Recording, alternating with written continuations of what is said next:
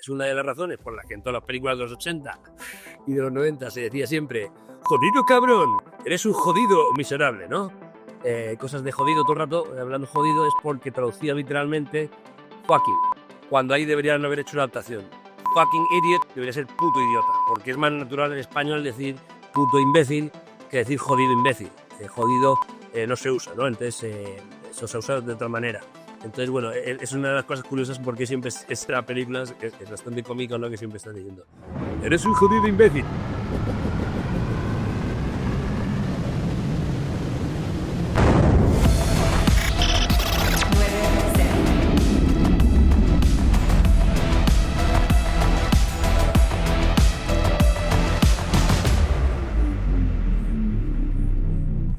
Hola a todos, hoy voy a hablar de John McClane. John McClane es el protagonista de la película Jungla de Cristal, en castellano, ¿no? No sé realmente cómo se traduciría en latino, pero bueno, Jungla de Cristal es una película de 1988, que es pues un hito, digamos, en las películas de acción de los años 80, ¿no? Y bueno, Jungla de Cristal es una película en la cual John McClane es un policía divorciado, no sé si alcohólico, pero no es ajeno a las resacas, y este policía va a ver a su exmujer a un edificio en el que trabaja, que es una gran torre de cristal, ¿no? Resulta que llegan unos terroristas, algunos de ellos de origen alemán, que pues van a hacer pues un atraco o van a secuestrar a las personas que están en ese edificio, entre las cuales se encuentra la exmujer de John McClane. Y bueno, de esta película, pues este protagonista, John McClane, realmente voy a desentrañar cómo este es un arquetipo que trasciende al propio John McClane, sino que es una especie de héroe de las mil caras, ¿no? Que diría Joseph Campbell. Primero hablar un poco también de la traducción del título, ¿no? Es curioso como a día de hoy las traducciones son muy diferentes, ¿no? En muchos casos hoy en día ni siquiera se traducen los títulos de las películas, ¿no? Se dejan en inglés muchas veces. En cambio, Jungla de Cristal pues representa ese tipo de traducción que se hacía, el traductor seguía más que por el título en inglés, seguía más por el contenido quizá de la película. Entonces en Jungla de Cristal se traduce Jungla de Cristal porque es un gran edificio de cristal, ¿no? Y que es una especie de jungla de cristal y que también se parece a otras traducciones previas como Jungla de Asfalto, etc. Bueno, ¿cómo vi con la película de Jungla de Cristal? Bueno, pues Jungla de Cristal yo la vi cuando yo vivía en Holanda con mi familia. Cuando vivía de pequeño en Castellón también veía muchas películas con mi familia. Esto es una cosa muy interesante que yo ya dejé de hacer una vez, pues en el 91-92, alguna de las últimas películas que fui a ver con mis padres y mis hermanos sería Los Commitments, ¿no? Que es muy buena, o películas esas de principios de los 90.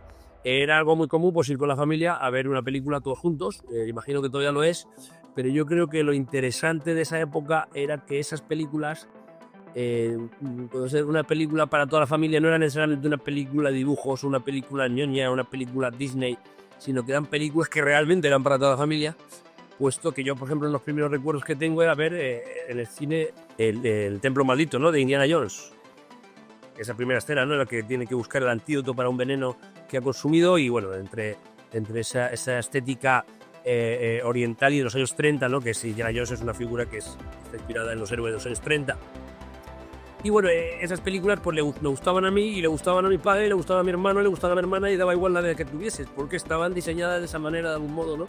Es muy curioso, ¿no? Como Steven Spielberg, que es el gran maestro en ese sentido, no solo con las películas que él dirigía, sino con las películas que él producía. Mi madre decía, esta es producida por Steven Spielberg. Se nota la mano de Steven Spielberg, ¿no? Mi madre, de hecho, habla de Steven Spielberg como si fuese su primo.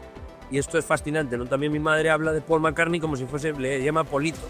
Entonces es fascinante, ¿no? Porque Paul McCartney es inglés, mi madre es española, Steven Spielberg es americano, mi madre es española, pero si mi madre, que es española, estima que Steven Spielberg es como parte de la familia, eso significa que también una francesa o un francés, un italiano, un austriaco, a lo mejor incluso un indonesio, pero bueno, lo que es seguro, toda Europa y Latinoamérica comprenden el mensaje que quiere transmitir Steven Spielberg y que es muy universal, ¿no? Entonces eso es realmente fascinante, y eso es dudo que haya alguien que tenga más maestría que Steven Spielberg en ese sentido, ¿no? En ese crear algo que guste a todos y que tenga un interés para los niños, pero que también tenga un interés para los mayores y en cualquier parte del mundo, ¿no? Esto es realmente fascinante, ¿no? Entonces, este elemento universal se logra, entre otras razones, también por este uso de arquetipos, ¿no? Que es lo que vamos a hablar hoy. Es decir, hay un elemento universal y el arquetipo pues, es algo universal, ¿no? John McClane es este héroe que sufre, ¿no? Es este héroe semialcohólico, divorciado, que vive en soledad, al igual que otros héroes de la época. Tenemos, por ejemplo, Riggs, por ejemplo, es el clásico, ¿no? También, que es del 87, un año anterior. Riggs es el protagonista de Arma Letal, con Mel Gibson, con su mulet, uno de los pocos mulets que quedan bien en la historia del cine y en la historia de cualquier cosa. Y bueno, pues Riggs es una persona que también está a punto de suicidarse, él no está divorciado, sino que está viudo, si no recuerdo mal, también bebe, y es una persona que está un poco loco también, está de hecho muy loco, y se salta las normas, y entonces bueno, esa figura también es un héroe que sufre, ¿no? Lo encontramos de nuevo en True Detective, ¿no? Ya en el siglo XXI, en la primera parte, pero sobre todo en la segunda parte. En la primera parte y en la segunda parte. O sea, McConaughey sería el de la primera parte y la segunda parte es el actor este irlandés, que yo no me lo recuerdo ahora, que es ya el clásico modelo que ya hasta aburre, ¿no? Y una cosa cuando eres pequeño y otra cosa cuando eres mayor, ¿no? Y sobre todo cuando no está hecho con toda la sofisticación necesaria, ¿no? Pero podemos encontrar este protagonista alcohólico, golfo, que se saltan las normas, que sufre también en películas de los 70 como Ruta Suicida, que es de Clint Eastwood, la que hace una película con Sondra Locke, que es su ex mujer, la rubia esa que salía en todas las películas de finales de los 70 con Clint Eastwood, que era su mujer. Y esta Ruta Suicida también es un tipo alcohólico, al cual le retiran la placa, al cual le retiran la pistola, que ese es un clasicazo. Y luego tenemos otro caso que es menos conocido de Albert Finney, que es un actor inglés, británico, muy bueno, que hace una película de los años 70 también que se llama Wolfen, ¿no? Que es sobre un asesino hombre lobo o algo así, recuerdo. Y el tipo pues tiene una úlcera, come muy mal, come perritos calientes. En este caso el casting es muy malo porque Albert Finney representa los grandes actores ingleses y claro, no pega ni con cola ahí haciendo de detective golfo yankee de Nueva York. Es curioso también que Albert Finney, buscando el otro día para preparar esto, Albert Finney, cuyo nombre no recuerda, puse lista actores clásicos ingleses y no aparecía Albert Finney, no aparecía británicos, no aparecía Richard Burton, o sea que a veces el algoritmo está un poquito pocho en Google, ¿no? Y bueno, es interesante también cómo, pues, bueno, en Arma Letal, pues, es una película producida dirigida por Richard Donner y que a su vez produce Los Boys, que es contemporánea, ¿no? La película, ambas son del 87. Yo cuando fui a ver Arma Letal al cine ponían el tráiler de Los Boys, ¿no? De Jóvenes Ocultos, que me daba muchísimo miedo porque era muy pequeño. Y es una película que está producida por Richard Donner, el director de Arma Letal, que murió hace unos años. Es curioso porque cuando Riggs se tira desde un edificio para salvar a un suicida, y bueno, y Danny Glover, el negro, le está echando la bronca por estar loco, al fondo se ve publicidad del cine en el cual está publicitado Los Boys, ¿no? Entonces son curiosidades interesantes de este tipo de películas. Yo estuve leyendo, cuando yo esta película la veía de pequeño todas, ¿no? Pero cuando me puse a leer más mayor, para estudiar filosofía, etcétera, pues descubrí una figura fascinante que conectaba con este John McClane, ¿vale? Y con este Riggs, por ejemplo, ¿no? Que es la figura de Gilgamesh.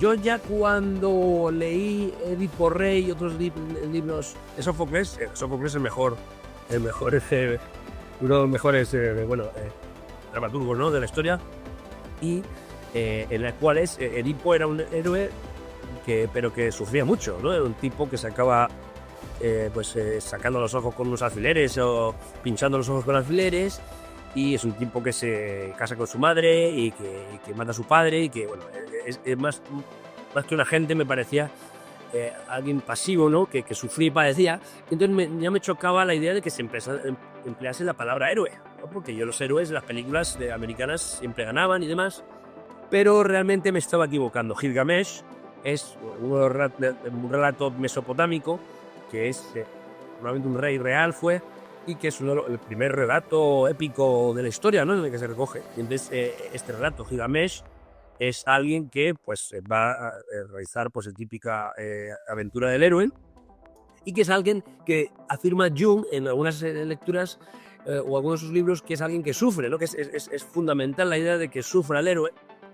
Y además Gilgamesh al final de la epopeya mete la pata y no logra el elixir de la inmortalidad, que es lo que él buscaba.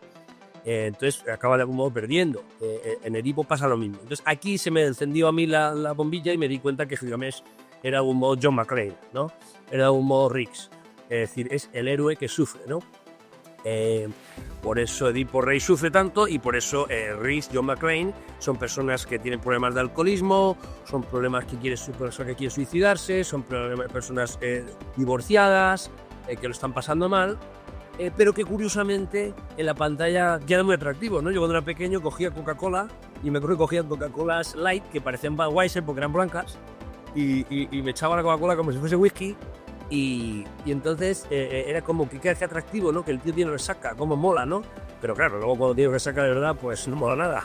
Y entonces ahí te das cuenta también que está vinculado este héroe que sufre y que es atractivo al espectador, está asociado con la tragedia griega y con la catarsis aristotélica. Es decir, cuando Aristóteles habla en la poética de la tragedia, afirma que de algún modo hay un placer en ver cómo el héroe sufre. No sufrir uno mismo, por supuesto, sino ver cómo el otro sufre, genera una especie de placer y es a través de un proceso de algún modo de catarsis, es decir, de purificación.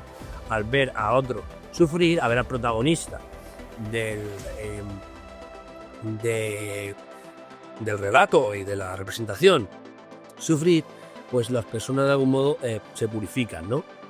Y es por eso que John McClane pues es un tío que sufre. Además hay un momento en el cual los malvados terroristas disparan los cristales porque saben que él va descalzo y entonces él se pincha los pies. Hay muchos elementos de sufrimiento y dolor, ¿no? Y también él habla con el famoso de Padre Forzoso, no creo que recordar que era, o no Padre Forzoso, ahora me sale, el de Cosas de Casa, el Carl Wilson, ¿no? Creo que se llamaba el negro, ¿no? Que es el protagonista de esa serie para niños, ¿no? De negros, que me hace mucha gracia como ahora hablan mucho de inclusividad y que tienen que meterte en todos los lados un negro que parece administrativo cuando antes tenían negros que tenían personalidad, ¿no? Como Orlando Cabrícero, cuando yo de pequeño veía Bill Cosby. Yo veía Bill Cosby con 4 años y era una serie de negros y era todo negros y tenía un éxito mundial tremendo, ¿no? Entonces, bueno, haciendo este inciso, volvemos al elemento de la catarsis que tiene que ver con ese sufrimiento del héroe, ¿no? También este héroe es alguien que lucha en ese sufrimiento por lograr la estabilidad. Esto es fascinante si nos remitimos a Erich Neumann, ¿no? a Orígenes e Historia de la Conciencia Humana. Un libro fascinante que yo pude encontrar en la librería Foyles de Londres, que es una librería que os recomiendo. Hay muchas librerías extraordinariamente buenas en Londres, pero Foyles era una maravilla, ¿no? Y tenía ese libro que era de Erich Neumann, que aquí no podéis encontrar, Orígenes e Historia de la Conciencia Humana, que es pues, de un discípulo de Jung, que a su vez fue el discípulo de Freud, y es un libro buenísimo porque yo lo quise leer para comprender un poco el desarrollo de la conciencia humana desde un punto de vista casi biológico, pero me equivocó totalmente, pero a la vez me encantó el libro, el enfoque, ¿no? Es lo que dice Erich Neumann, es que los héroes, como Teseo, Perseo, etcétera, cuando luchan contra la Gorgona, por ejemplo, cuando luchan contra la Medusa y ese tipo de monstruos, lo que están luchando es contra el inconsciente, contra los apetitos del inconsciente, ¿no? Contra los apetitos que te van a destruir, ¿no?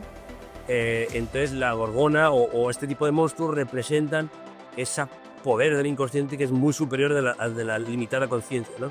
Entonces el héroe representa la conciencia que lucha por estabilizarse y que lucha contra la autodestrucción y que lucha contra esos impulsos que pueden acabar con él, ¿no? Que son impulsos potentes. Son los impulsos que acabaron con Jimi Hendrix, son los impulsos que acabaron con Jim Morrison.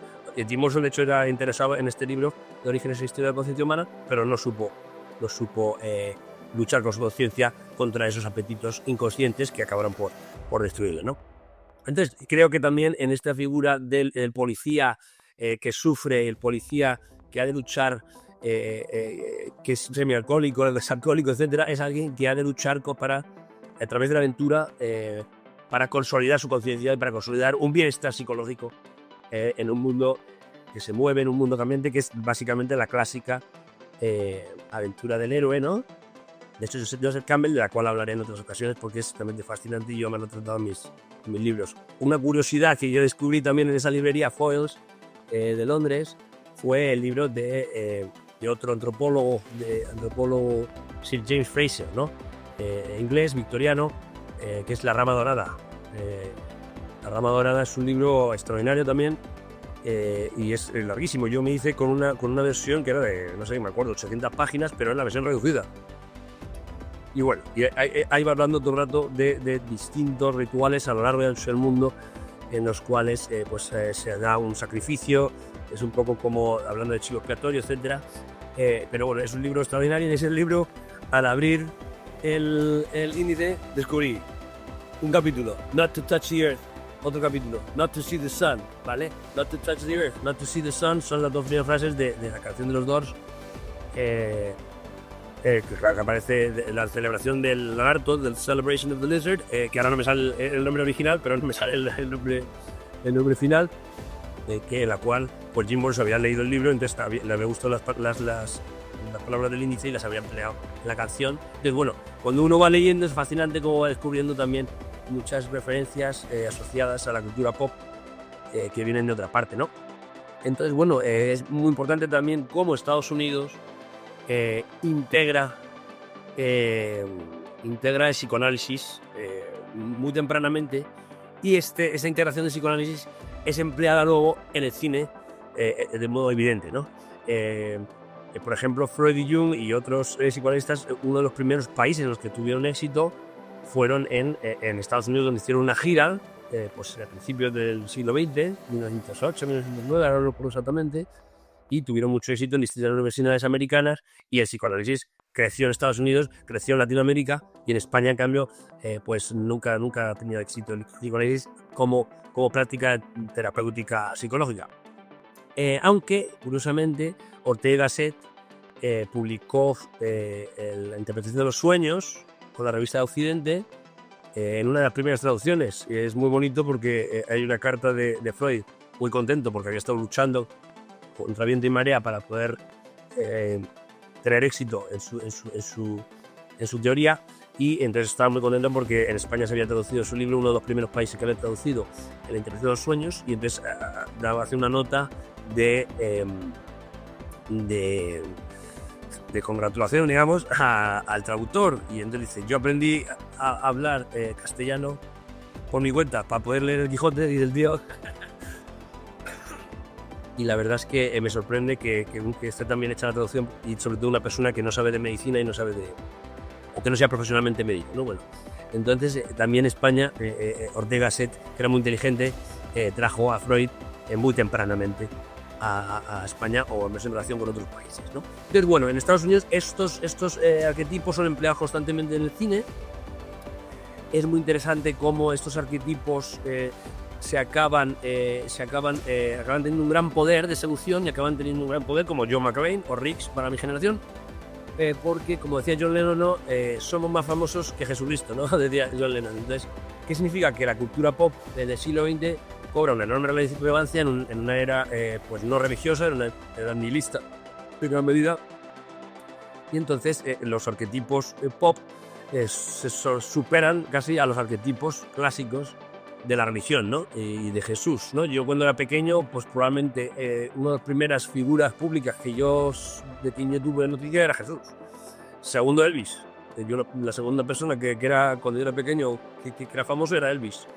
Y probablemente luego los Beatles. Porque yo soy muy ávido melómano, no, porque cualquier niño en esa época ya sabía quién era Elvis, con el tupé, con las patillas, sobre todo además el Elvis, quizás a veces el Elvis de los años 70. Y bueno, se da una competición entre estos arquetipos pop y los arquetipos tradicionales. ¿Qué significa la palabra arquetipo? Es importante. Pues en griego significa origen, tipo el modelo, así que el arquetipo es un modelo original, ¿no? En Jung esto significa que la humanidad ha tenido una historia y una prehistoria tan larga que se generan a través de la experiencia figuras como, yo sé, el rey guerrero, diferentes figuras, el ánima, ¿no? Que es la mujer de la cual tú estás enamorado y que entonces se van integrando y se van depositando en el inconsciente colectivo. Y que, por ejemplo, cuando te enamoras de alguien o estás proyectando en esa persona, ¿no? El ánima, es decir, una visión arquetípica de lo que es tu enamorada, y que realmente cuando conoces a esa persona más a fondo no es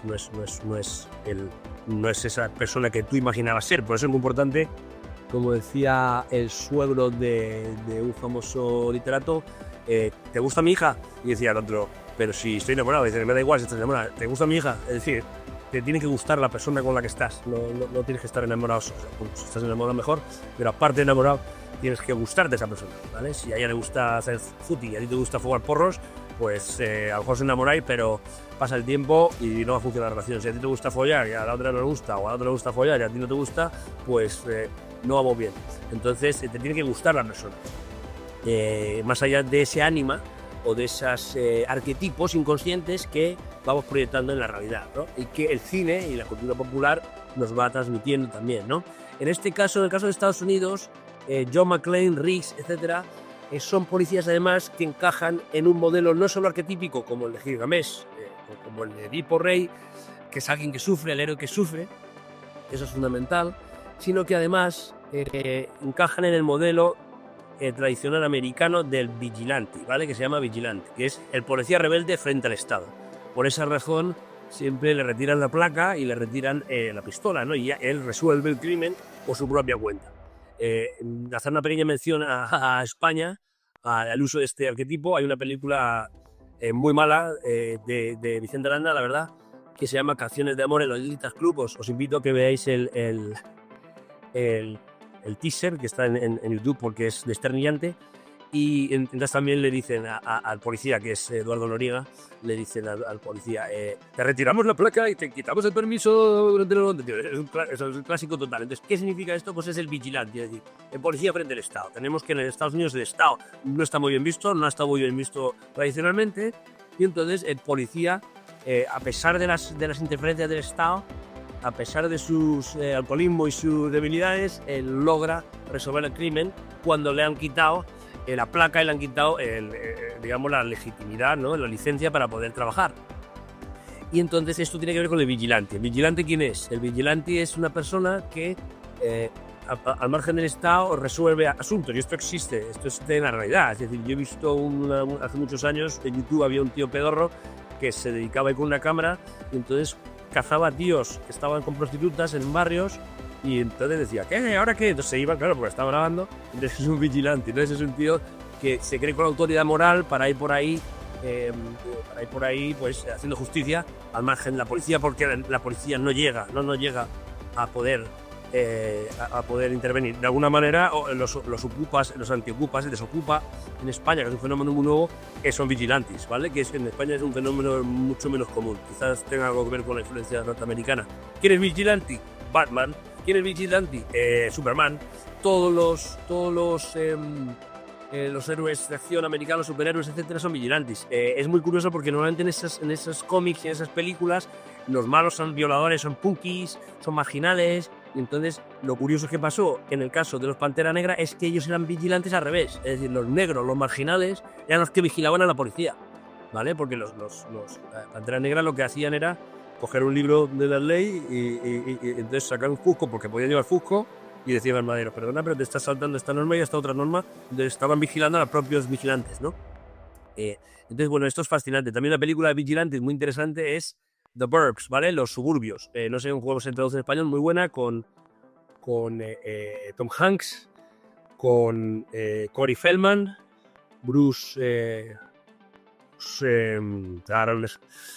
luego la que murió de Princess Leia, no me sale ahora sus nombres porque estoy mayor. Y entonces esta película es una película muy buena en la cual hay unos vecinos que son inmigrantes, que son de otro país, que son muy raros y que se cree que están enterrando peña en su jardín. Entonces, como la policía no interviene, Tom Hanks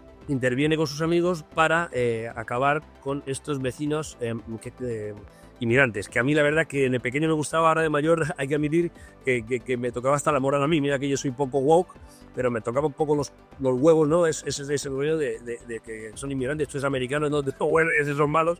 Y es una película fascinante porque además el final lo cambiaron. Había otro final, había un final en el que los vecinos eran buenos y realmente se habían confundido y no eran asesinos, pero cambiaron el final para que fuesen malos, si no recuerdo mal. Lo que seguro que cambiaron el final. Y bueno, esos vecinos vigilantes. A mí me caen como una patada en donde, ya sabéis, una persona que me viene a mí diciendo, si es mi vecino, como diciendo, ¿y qué estás haciendo? ¿No? Como si yo estoy fumando un cigarro en el parque de mi casa, me viene el vecino y dice, ¿tú qué estás haciendo? Digo, pues lo que me sale de los mismísimos. Es decir, ¿a ti qué te importa? ¿Tú quién eres? No tienes autoridad moral. Entonces, esa figura del vigilante a mí me causa cierta repulsión. Pero en el caso del policía, bueno, pues está integrado, no es tan obvio como cuando el vecino te está diciendo, te está vigilando. Vigílate tú. Además, la gente que vigila a los demás no tiene mucho que ocultar, sino que el policía, en este caso, pues bueno, es el policía que sufre, es el policía independiente y es el policía que resuelve los entuertos al margen del Estado, ¿no? Y bueno, luego Arma Letal sacaron la segunda parte. Por supuesto, no hay comparación. La segunda parte, a mi juicio, es pésima comparada con la primera, a pesar de algunas escenas buenas. Y vemos en la segunda parte de La Jungla de Cristal que ya es la degeneración del cine de acción, y cuando empiezas a hacer chorradas espectaculares sin tener un guión decente y sin tener algo decente que mostrar, ¿no? Y eso se acaba degenerando en películas como Misión Imposible. Yo no quiero ya saber las que están haciendo ahora, ¿no? Yo recuerdo estar con un amigo mío y habíamos tomado algo de hierba, y entonces, bueno, fue un despiporre absoluto. O sea, fue reírnos y reírnos y reírnos y reírnos de la película, de lo mala que era, de lo absurda que era. Porque una cosa es una película de acción en la cual hay escenas que son casi increíbles, como ocurre en Arma Letal 1, perdón, como ocurre en Jungla de Cristal 1, o como ocurre en Octopus de Roger Moore, ¿no? de James Bond, en la cual el tío sale al avión fuera, pero está rodado con un tío de verdad y tiene cierta verosimilitud. Y otra cosa es ya coger, como hacen en Misión Imposible, meterte con un helicóptero que está enganchado a un tren dentro de un túnel. Entonces coger el protagonista, ponerse de pie en el helicóptero con una bomba para que explote y luego salir volando y engancharse al tren. Entonces ya eso es un insulto. De verdad que me parece aberrante que puedan insultar al público de esta manera, ¿no? Y entonces, bueno, eso se ha ido degradando tremendamente, ¿no? De hecho, mi padre me habló bien de una película de Royal Casino, ¿no? De James Bond, la primera escena, porque aparecen estos que saltan por las tapias y tal, y yo pensé que sería bueno, y cuando lo vi me pareció ridículo y lo quité inmediatamente, ¿no? Otras películas patéticas en ese sentido es como Face to Face, ¿no? Yo me acuerdo que con un amigo, su primo, trae un vídeo, ¿no? Y dice, vamos a ver esta película de John Woo, ¿no? Como si fuese buenísima. Y digo, bueno, es que la gente se confunde, la gente cree que lo mismo Arma Letal que Face to Face, no tiene nada que ver. Entonces esa película Face to Face, entre lo mala que era en general, pero lo que era malísimo y era un insulto al público, era el final. Es decir, matan al malo, ¿vale? Ya he matado al malo. Entonces, oh no, el malo no ha muerto. Entonces, otra vez luchando y lo mata, esta vez sí lo ha matado. Entonces, 5, 6, 7 veces haciendo que lo ha matado y no lo ha matado. Entonces, venga, por favor, respetar un poquito al público. Y bueno, también decir de John McClane una cosa muy interesante, que en la película Pearl Harbor hay una toma en la cual aparece John McClane, es decir, Bruce Willis, sufriendo en la parte de atrás, entre los extras de la película Pearl Harbor. Se dice que no es un extra, sino que habían tomado la imagen y la habían puesto de fondo. Es una cosa muy interesante, ¿no? Bruce Willis, bueno, es un actor que podemos hablar otro día de él. Os voy a contar una anécdota real de él. Mi amigo Alpi pues trabaja en producción de cine y hicieron una película en Levante, no recuerdo dónde, en la Comunidad Valenciana, con varios famosos americanos, y uno de ellos era Bruce Willis. Y entonces Bruce Willis dijo en un momento dado, para volver al hotel quiero un helicóptero. Claro, España no es Los Ángeles, que tienes helicópteros para contaminar el mundo y luego decir que eres ecologista y no sé qué tonterías, sino que España para coger un helicóptero es muy complicado. Y entonces, bueno, pues estuvieron buscando, removiendo mar y tierra para conseguir el helicóptero, y cuando consiguió el helicóptero dijo Bruce Willis, ya no quiero el helicóptero. Entonces cogió un coche o lo que fuese que lo llevase, ¿no? Entonces, bueno, esto es curioso, ¿no? Que no sé si es que es gilipollas integral Bruce Willis, aunque parece que sí, pero también puede ser que simplemente pues esta gente pues están acostumbrada a este tipo de trato, ¿no? La que les están ayudando constantemente, que se acaban acostumbrando a las cosas absurdas, ¿no? Lo que sí lamentado, por supuesto, es la enfermedad que padece Bruce Willis en este momento, que es una especie de demencia y que bueno, que es muy triste, ¿no? Después de una carrera como la suya y una vida como la suya, pues acabar así, sobre todo a una edad que no es tan mayor, digamos, como cabría esperar. Así que nada, eso ha sido el tema de hoy con John McClane. Espero que os haya gustado mucho.